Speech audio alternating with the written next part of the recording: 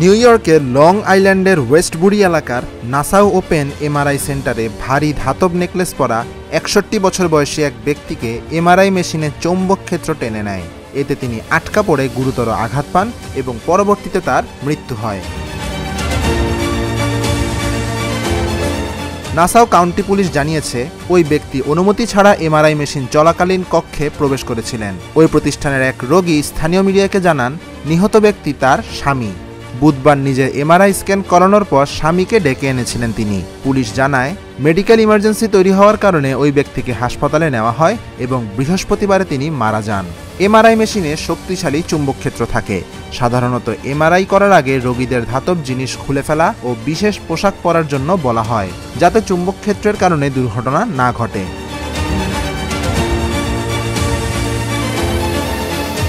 Nassau county police জানায়, পুরুষটি গলায় একটি ভারী মেটাল চেইন পরেছিল, যার কারণে তিনি মেশিনের দিকে আকৃষ্ট হন এবং এতে চিকিৎসাজনিত সমস্যা দেখা দেয়। এক প্রত্যক্ষদর্শী জানান, মৃত ব্যক্তির সহধর্মিণী হাঁটুর এমআরআই করাচ্ছিলেন এবং পরে তাকে ওঠাতেই স্বামীকে সাহায্য করার জন্য তিনি ডেকে এনেছিলেন। স্বামী তখন ২০ পাউন্ড বা ৯ কেজি ওজনের একটি চেইন পরেছিলেন, যা ওজন প্রশিক্ষণের জন্য ব্যবহার করা হতো। এরপর মেশিন এক মুহূর্তে তাকে ঘুরিয়ে টেনে নিয়ে গেল এবং তিনি এমআরআই মেশিনের সঙ্গে ধাক্কা খেলেন। টেকনিশিয়ান সেই ব্যক্তিকে মেশিন থেকে সরানোর চেষ্টা করেছিলেন, কিন্তু শেষ পর্যন্ত রক্ষা করতে পারেননি। Dhaka journal news desk.